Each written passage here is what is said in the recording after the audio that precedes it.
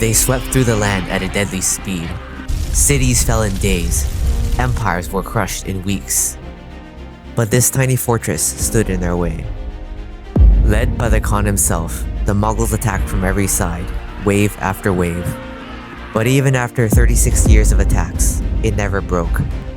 Over 100,000 soldiers gathered around the fortress. Infantry, archers, cavalry, and terrifying siege engines, closing in from every direction. War banners moved through the dust. Arrows darkened the sky. From a distance, it must have looked overwhelming. But the staunch-eyed defenders will hold their ground, knowing what's at stake. The fortress called Diaoyu sat along a key route into southern China. Any army advancing deeper into the region would have to pass through this area. As long as it's held, progress was slowed, buying time for the rest of the country. By this point, the Mongols have already created the largest contiguous empire the world will ever see, conquering powerful empires across much of Asia and Europe. They moved faster than most armies could react. They adapted quickly, learning new tactics, new weapons, and new ways to break defenses. And when they surrounded a target, it usually didn't last long. So there was little reason to expect that this time would be different. But this fortress was different.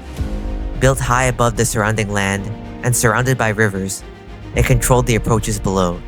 The slopes were steep, forcing attackers uphill under constant fire. There was no cover, no safe approach.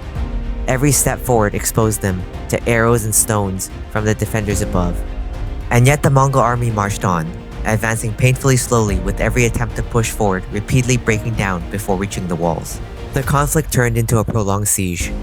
But inside the fortress, the defenders were prepared for exactly this type of situation. They had a self-sustaining water supply and large tracts of farmland. Outside the fortress was a different story. Diseases began to spread in the hot, humid environment. Horses starved due to a lack of pasture, and supply lines were spread dangerously thin. Then, in 1259, something changed the campaign. Monghai Khan died. Most sources say he died in combat, but some say by disease. However he died, the campaign paused, and the Mongol forces withdrew. The Mongols would later return, and eventually complete their conquest of the Song dynasty. But this fortress was never taken by them. It held out, forever immortalized as the tiny fort that stopped the most powerful empire in history. If you want more untold stories of resistance, please subscribe and watch this video about a fortress that withstood invasions from 5 of the most powerful empires in history and won.